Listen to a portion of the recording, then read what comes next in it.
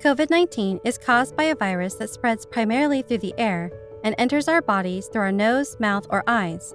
When inhaled, the tiny viral particles can reach the air sacs in our lungs, directly leading to our bloodstream.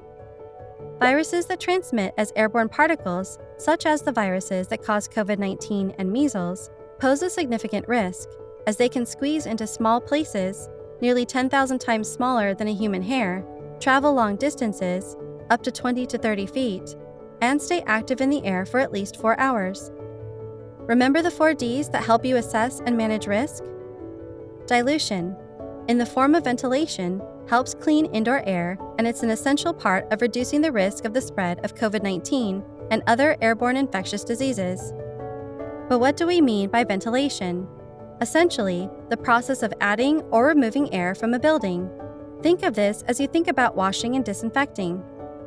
Just as we wash our hands or clean surfaces to reduce the spread of diseases, ventilation cleans the air to prevent and protect people from spreading or inhaling virus-containing airborne particles while indoors.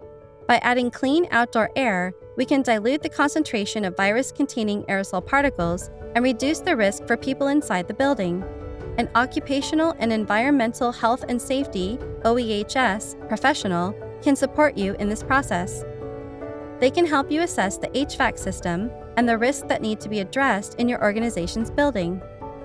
It is faster, simpler, and more cost-effective to review and implement scientifically proven steps now as we continue to work to protect our workers and community from COVID-19 and other infectious diseases. There are specific dilution techniques and technologies that can help reduce the risk of exposure to an airborne virus like COVID-19, and they don't require you to become an expert in ventilation and HVAC systems. For some easy changes to make your HVAC system more effective at reducing the spread of COVID-19, use the following guidelines. Increase airflow to occupied spaces when possible, and direct clean airflow to dirty air zones. Where you can control your HVAC fan at the thermostat, set the fan to the on position instead of auto. If possible, based on weather conditions, open outdoor air dampers beyond minimum settings to reduce HVAC air recirculation.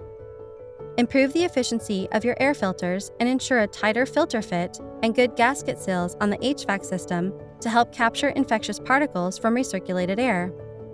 If you do not have an HVAC system, you can't change yours, or the one you have is too old, there are some things you can do to increase ventilation in a room and reduce risk. Add filtered air cleaners to your space. Portable HEPA filtered air cleaners can help capture airborne virus particles.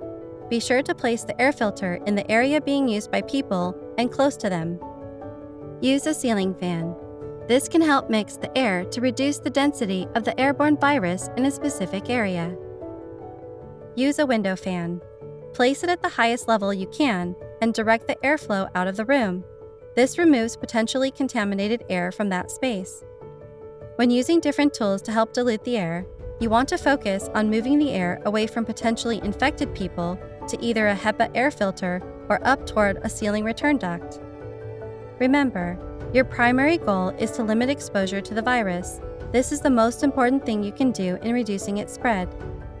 Adding or enhancing air dilution indoors, where people are at risk, is a simple and effective way to ensure that your organization reduces the risk of transmission of airborne diseases, prevents potential liabilities, and increases trust from your community.